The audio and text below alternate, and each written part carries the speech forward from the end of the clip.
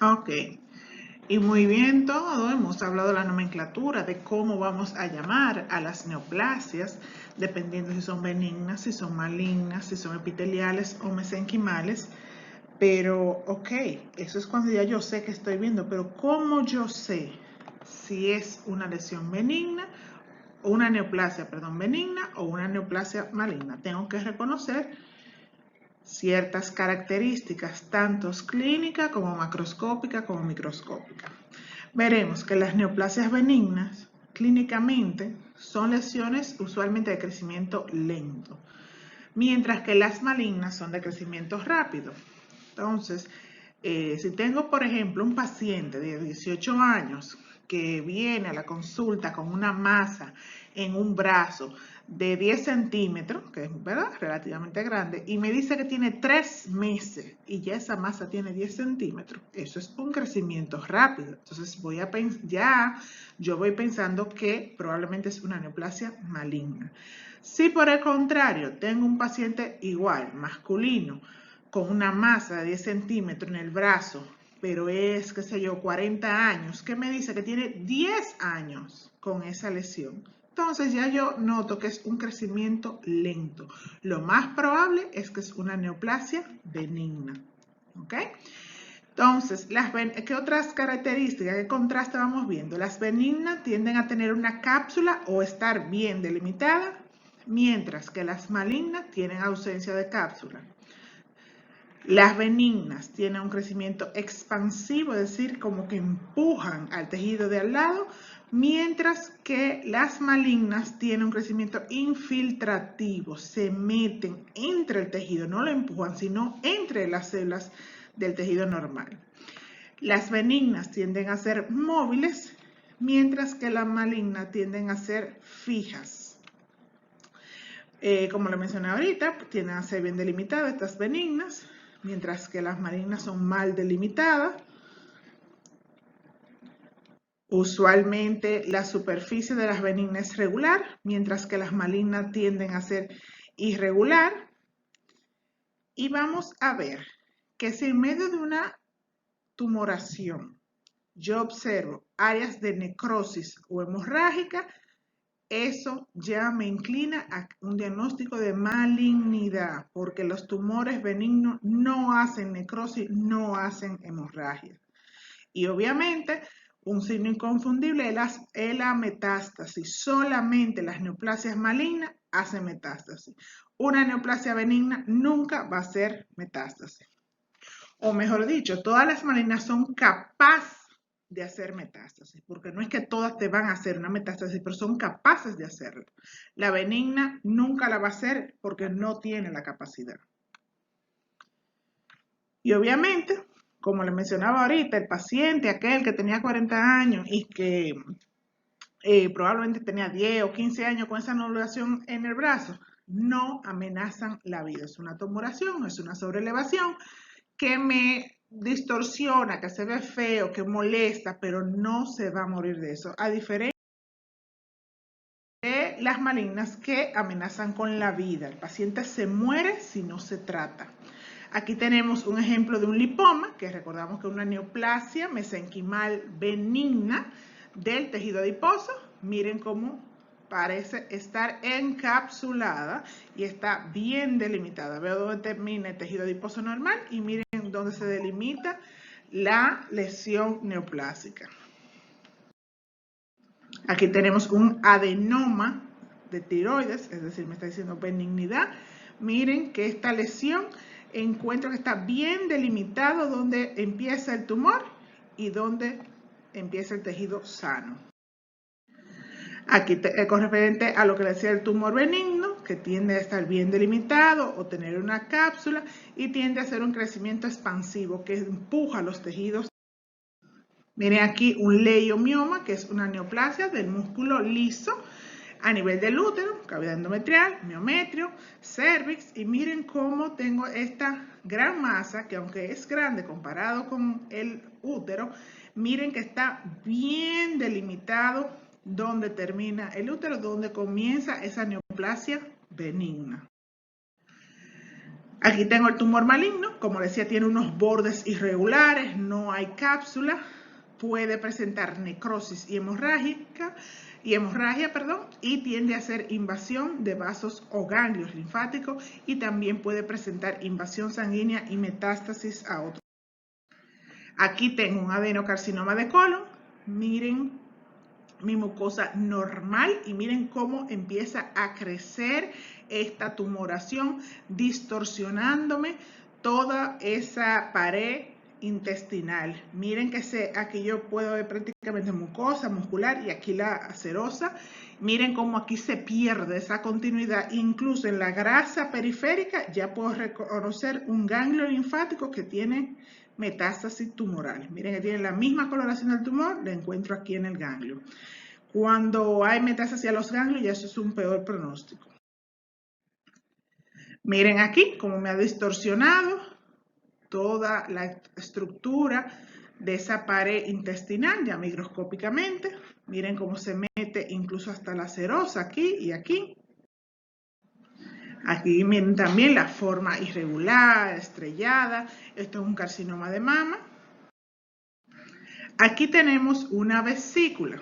Acuérdense que la vesícula es como un saquito. Miren el huequito aquí, esto es lo normal. Pero miren, toda esta área blanquecina es la zona tumoral que me está ocupando gran parte de la vesícula.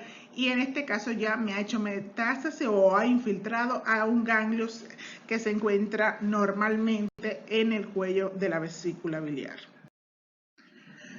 Aquí tengo un liposarcoma. Miren que se ve muy distinto al lipoma que vimos anteriormente. No se distingue claramente dónde empieza el tumor y dónde continúa el tejido graso. Además de que veo zonas de necrosis y zonas de hemorragia, que ya decíamos que es sugestivo de malignidad. Ya al microscopio vamos a confirmar estas sospechas. Aquí tenemos un GIS o tumor del estroma gastrointestinal. Hay que tener en cuenta que aunque la mayoría de los tumores del tubo digestivo son epiteliales, son de la mucosa, tanto en el estómago como en el intestino o en el esófago, a veces podemos encontrar estos tumores que son o salen de la capa muscular, ya sea del tejido conectivo o del músculo liso per se, y tienden a variar, pero son menos común, como les digo, que los de la mucosa intestinal. Miren aquí, una tumoración con zonas de hemorragia, y aquí tengo un tumor, miren la zona blanquecina, y esta zona necrusca en el centro es una zona de necrosis. Aquí tengo un corte transversal de la vesícula que habíamos visto anteriormente. Acuérdense que la vesícula está pegada al hígado en la parte inferior. En este caso, el carcinoma de vesícula ya ha infiltrado localmente al hígado. Esto no es una metástasis, esto es una invasión local. Se mete el tejido que queda justo al lado. Este es un hígado, sí, con una metástasis. Todos esos nodulitos que vemos ahí son tumores que vienen de otro sitio.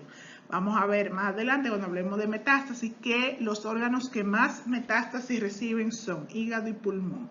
Y una de las características que me hace sospechar de dónde es el origen de la neoplasia cuando la vemos en un hígado es si tiende a ser una nodulación, una masa única en hígado, usualmente sospechamos que el tumor es de hígado. Pero cuando vemos estas múltiples nódulos pequeñitos, como se le llama, como en palomitas de maíz, tendemos a pensar que lo más probable es una metástasis que viene de otro órgano. Aquí nuevamente metástasis. Aquí son metástasis a nivel de pulmón. Este es un linfoma de Hodgkin, que ya ustedes hicieron sus investigaciones, ¿verdad? Que es un tumor de los ganglios linfáticos. Miren aquí, donde tengo una porción de la aorta abdominal y los ganglios que están al lado están todos tomados por el linfoma. Aquí tengo ya una infiltración de un bazo. Miren todas esas nodulaciones, eso es el linfoma atacando al vaso. Eso también es peor pronóstico cuando se afecta en su... Aquí tengo la infiltración del linfoma en el hígado. Aquí tengo un carcinoma polipoide de intestino. Miren mi mucosa normal y miren esta zona aquí de la tumoración. Miren más cercanamente mi tumor con su zona central de necrosis. Miren cómo tiende a ulcerarse esas tumoraciones. Mientras más grandes los tumores, más propensos a presentar el borde de úlcera, necrosis. Entonces, ¿cómo yo voy a diferenciar microscópicamente que estoy viendo una neoplasia maligna? Usualmente voy a encontrar lo mismo que encontramos en las displasias, el mismo tipo de rasgos histológicos, pero más marcado. En ese sentido vamos a encontrar hipercromatismo, desproporción del núcleo citoplasma, que ya eso lo habíamos hablado, que el núcleo se ve mucho más grande en comparación con lo demás y la cantidad de citoplasma es más escaso. Vamos a encontrar una cromatina más gruesa o en grumos. La membrana nuclear va a ser irregular, gruesa o va a estar reforzada. Y podemos encontrar nucleolos grandes o prominentes. También podemos encontrar figuras de mitosis atípica. Otras características sería el pleomorfismo, la anaplasia, la pérdida de la polaridad. En algunos casos incluso puede haber células gigantes tumorales y núcleos monstruosos. ¿Y cómo son los monstruos? Grandes y feos, así mismo se ven esos núcleos. De pleomorfismo y anaplasia vamos a hablar ahora. También, como ya habíamos mencionado, puede haber zonas de necrosis y zonas de hemorragia. Aquí tenemos, miren, lo que se refiere a pleomorfismo es una variación entre forma y tamaño de la célula y de los núcleos en un mismo campo. Por ejemplo, aquí estoy viendo un nucleito chiquitito de una célula y en el mismo campo, miren este gran núcleo que observo aquí.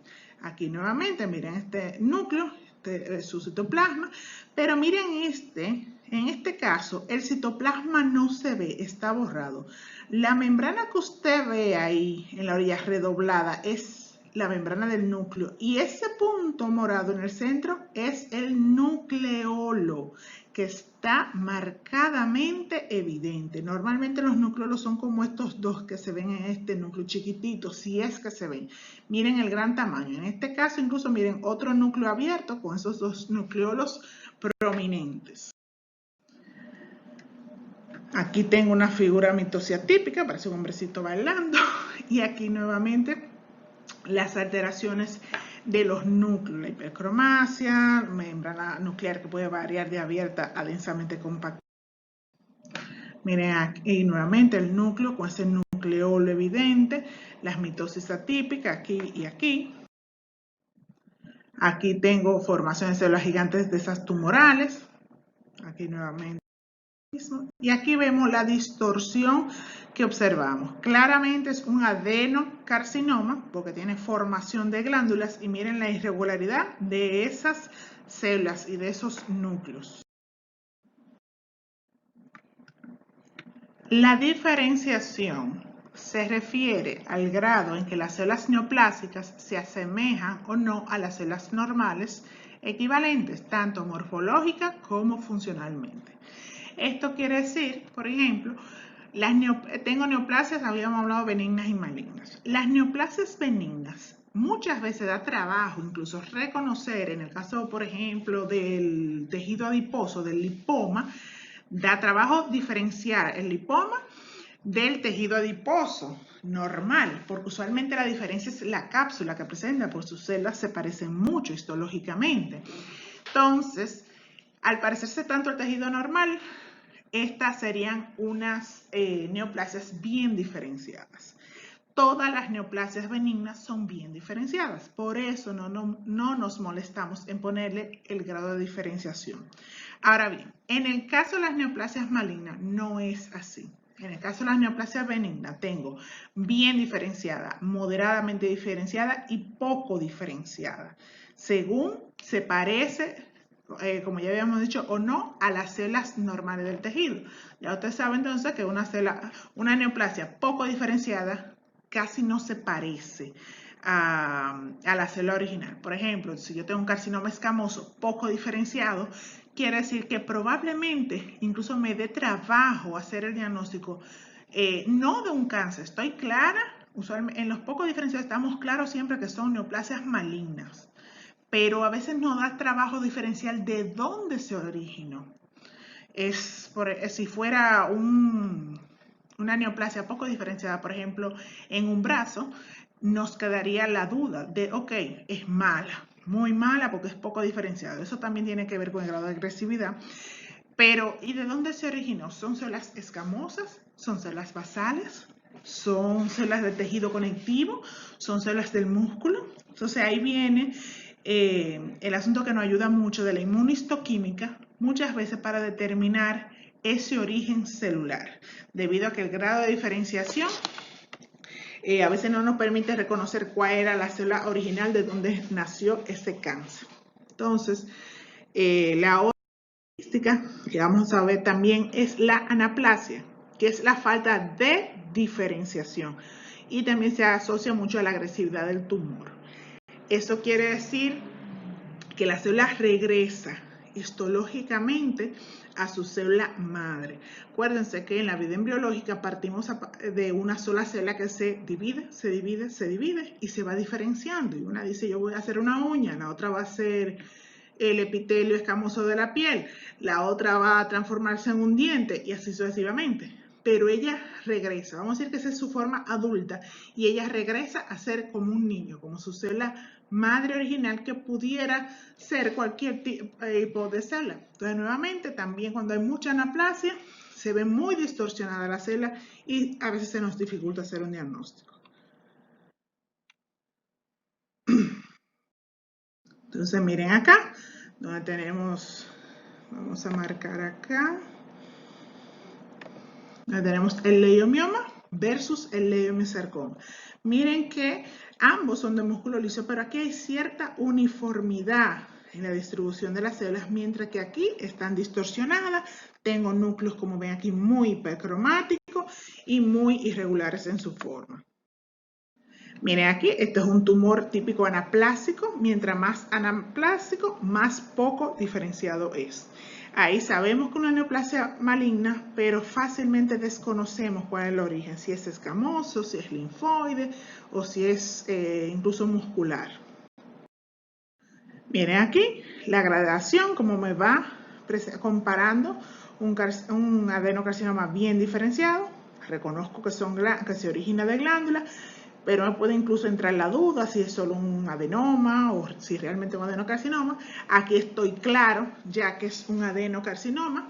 La mayoría de los adenocarcinomas o de los tumores, más dicho, son moderadamente diferenciados, donde reconocemos de dónde se origina el tumor y qué es una neoplasia maligna, efectivamente. Y aquí ya los mal diferenciados o poco diferenciados, que crecen como decimos a manera de sábana, como todo monótono, todo irregular, como que no forma patrones específicos.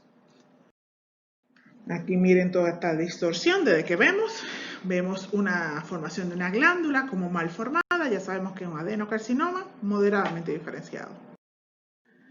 Aquí otro carcinoma, miren la formación de una luz de una glándula, reconocemos al adenocarcinoma. Este es un poco diferenciado, miren toda esa irregularidad, la hipercromasia, toda esa irregularidad de núcleo y casi no hay citoplasma. Aquí otro carcinoma, aquí un adenocarcinoma, aunque sea poco diferenciado, no quiere decir que todo va a estar distorsionado. Miren como en esta esquinita aquí reconozco que hay una glándula. Ya con esa es suficiente para yo saber que es un adenocarcinoma, aunque la mayoría ya esté borrado. Aquí más de cerca, lo que se llama carcinoma celular de anillo de sello. Tienen ese núcleo en la periferia y este amplio citoplasma claro nos recuerda un poquito a los lipoblastos, las células adiposas.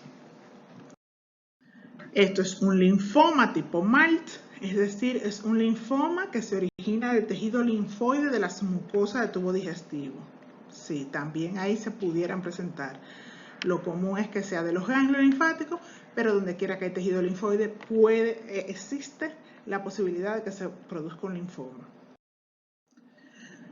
Entonces, la velocidad o ritmo de crecimiento de este tumor va a estar determinado por el tiempo de duplicación de las células tumorales, es decir, qué tan fáciles son esas mitosis, por la fracción de las células tumorales que integran la masa de crecimiento, es decir, la fracción de crecimiento, y por la velocidad con la que las células tumorales se pueden descartar por apoptosis. Ustedes saben que ese es el problema.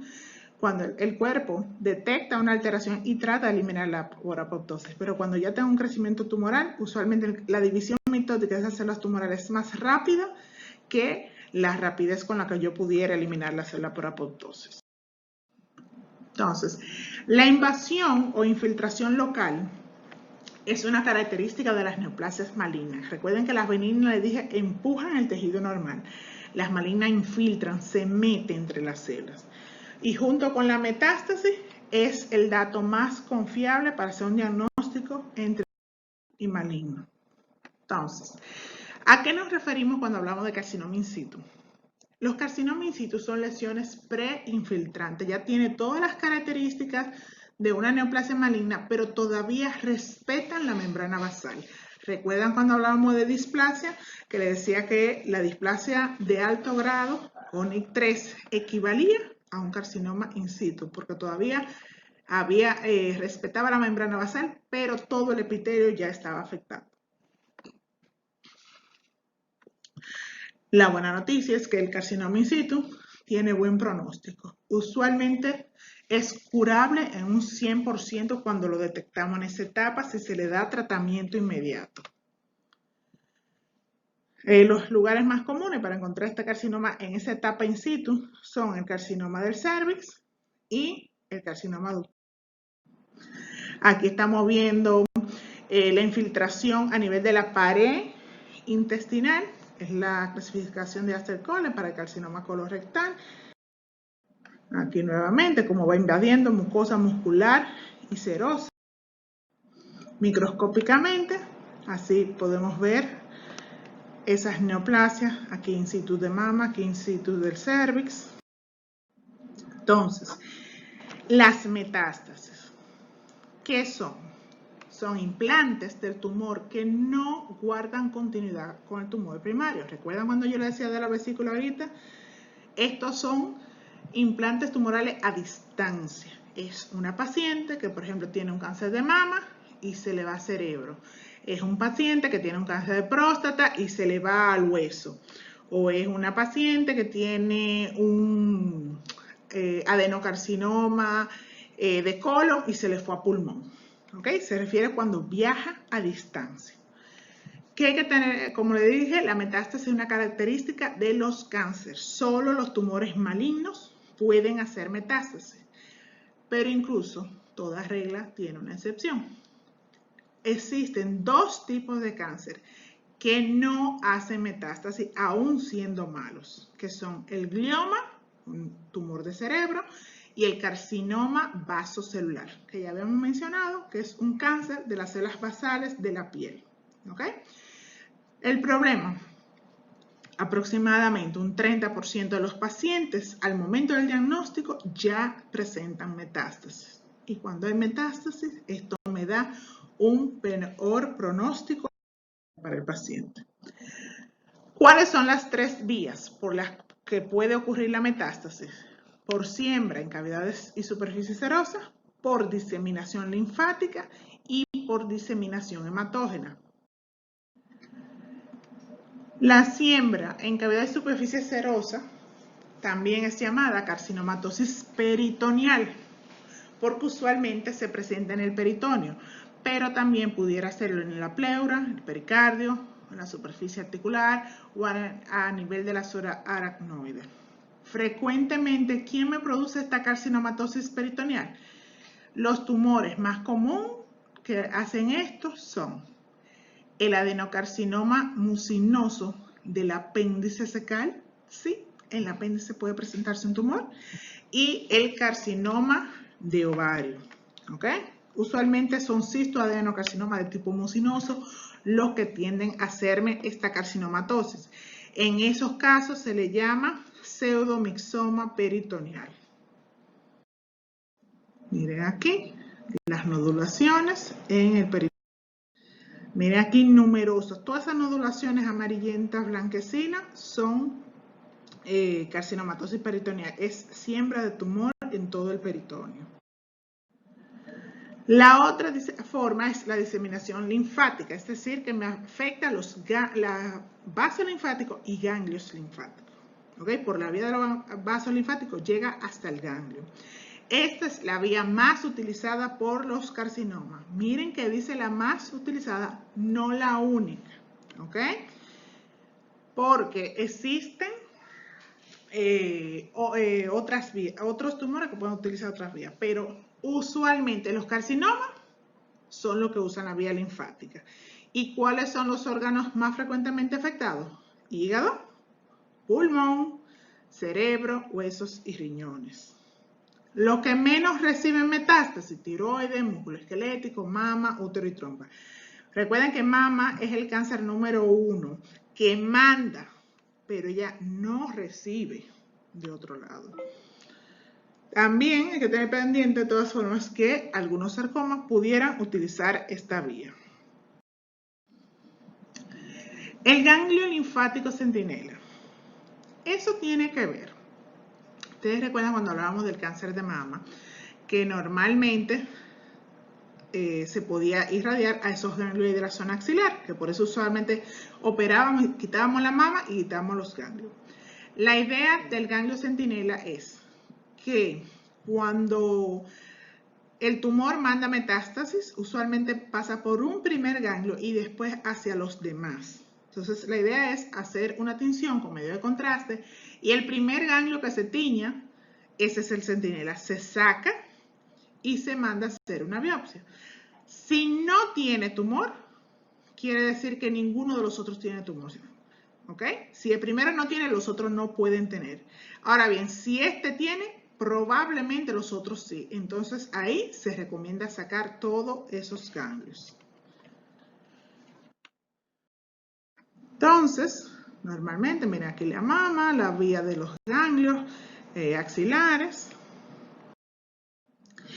Miren aquí lo que le decía en su momento del melanoma, que es un tumor malo, malo, muy malo.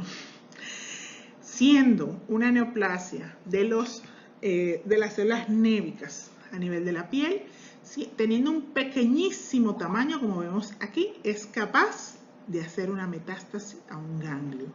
Muchas veces encontramos una pigmentación así de chiquita, que es un melanoma, por ejemplo, en la planta de los pies, y a los 3 meses fácil me está haciendo una metástasis al cerebro del paciente. Entonces es algo que hay que tener mucho cuidado.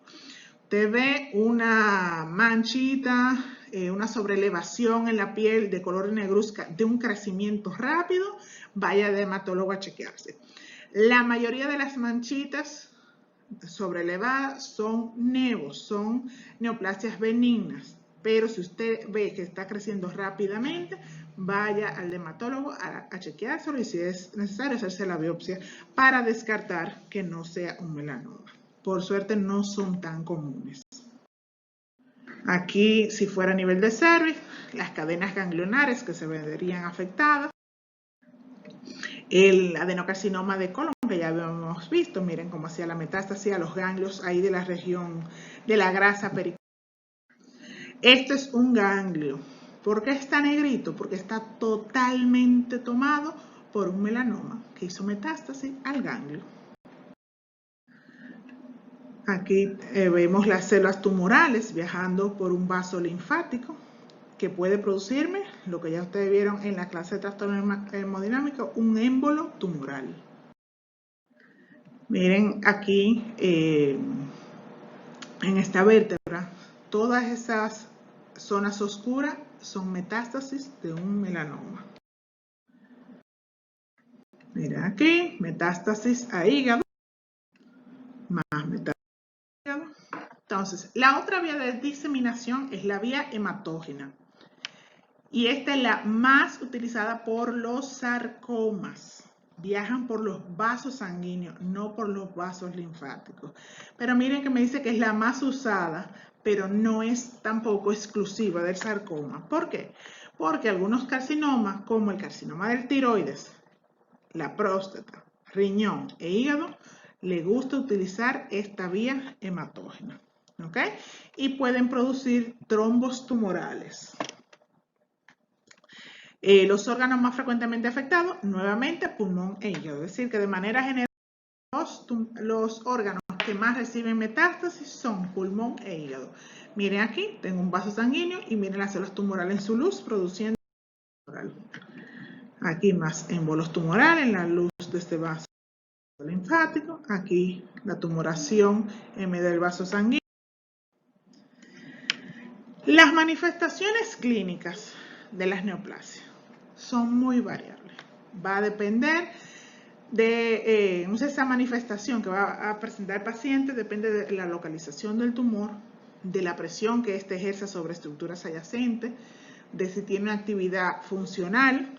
Muchas veces encontramos, detectamos un tumor porque me ha estado dando alteraciones hormonales y siguiendo ese patrón de esa alteración hormonal llegamos a que hay una sobreproducción de cierta sustancia proveniente de algún tipo de tumor.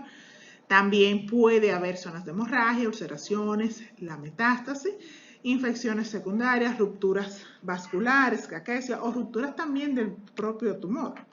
Y los síndromes paraneoplásicos, que son un conjunto de síntomas que afectan a los pacientes con cáncer y que no pueden explicarse por el efecto local.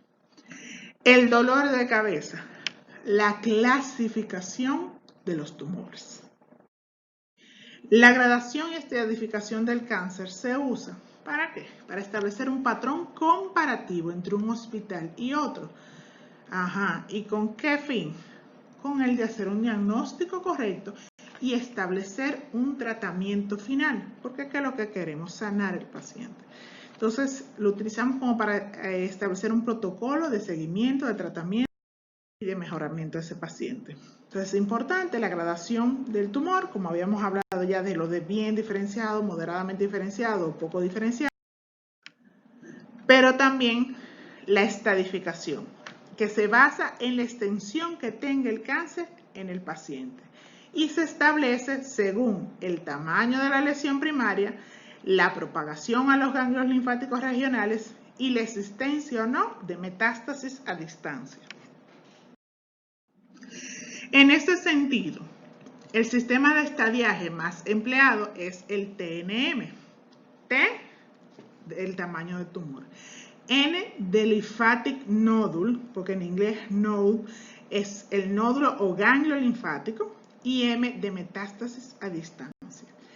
Este valora que la enfermedad local, de acuerdo al tamaño tumoral, la enfermedad regional, debido a la cantidad de ganglios afectados, y la diseminación a distancia, que es la presencia o no de metástasis.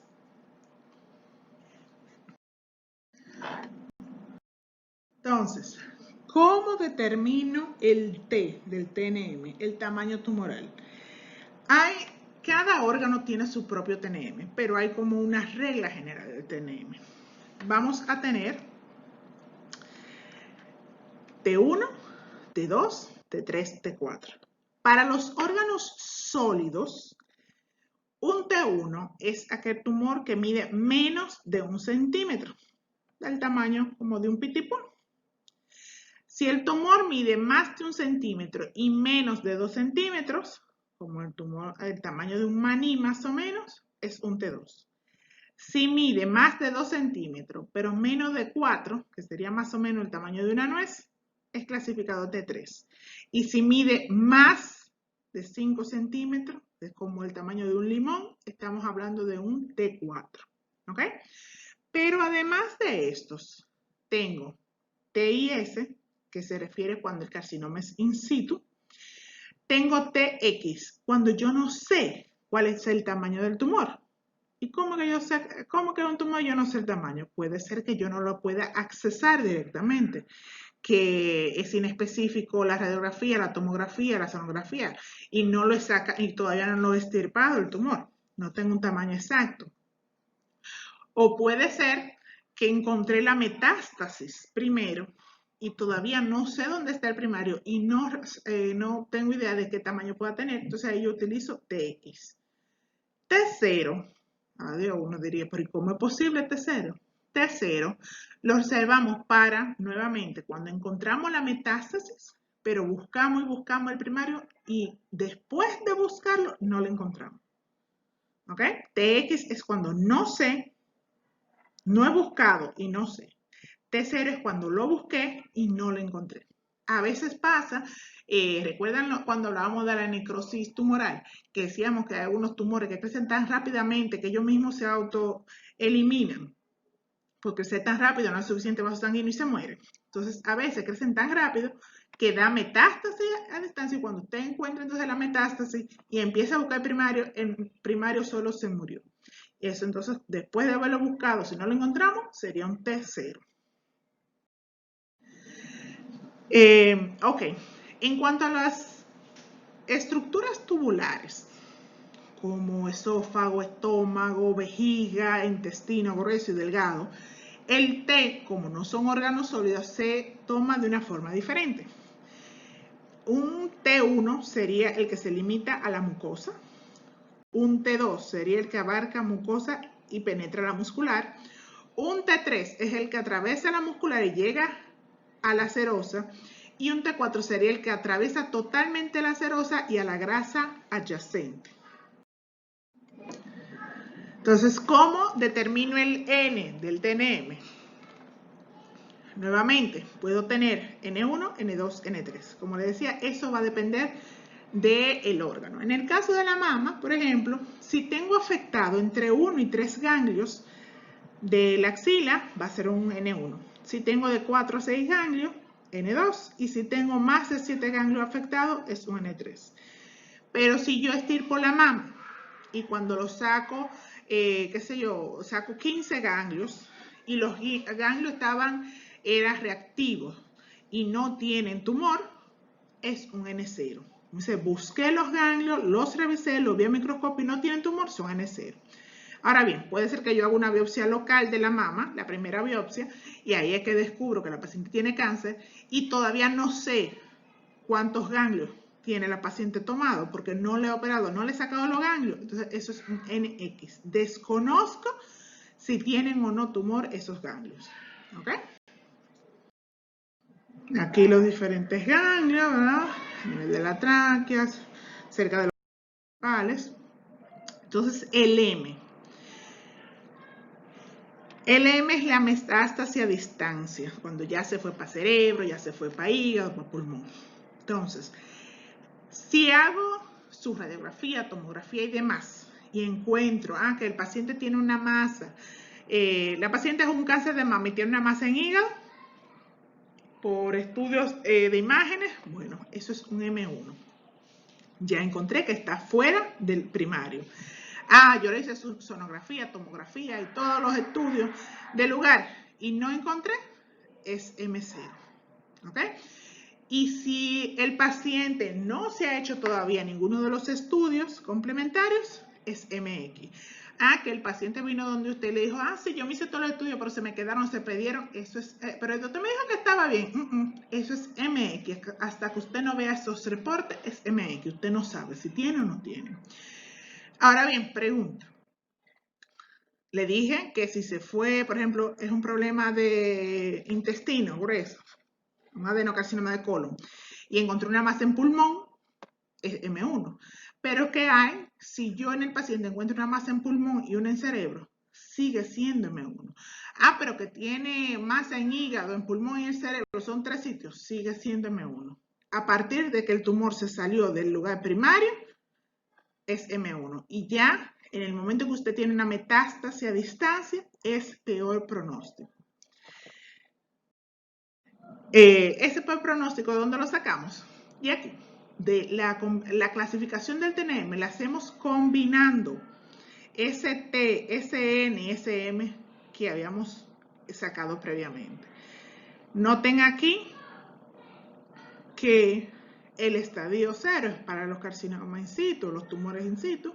El estadio 1 es el más leve y el estadio 4 es el más severo o el de peor pronóstico, mejor dicho. Miren, como en todos estos casos tengo M0, M0, M0, M0, M0. En el momento que tengo M1, dice cualquier T, cualquier E. Es decir, que no me importa el tamaño, no me importa si tiene ganglio o no. Si ya se salió de su centro, automáticamente estuvo en estadio 4, que me da un peor pronóstico para ese paciente, lamentablemente. Aquí tenemos la clasificación internacional de TNM para el adenocarcinoma colorectal, la del cáncer de mama, aquí el de... Y finalizamos con lo que es neoplasia. De tarea, se lo voy a poner adjunto, cuál es la otra clasificación que utilizamos para la gradación del cáncer de mama y cuál es la gradación que utilizamos para la clasificación del cáncer de próstata, que son los más frecuentes en hombre y mujer. Hasta aquí neoplasias.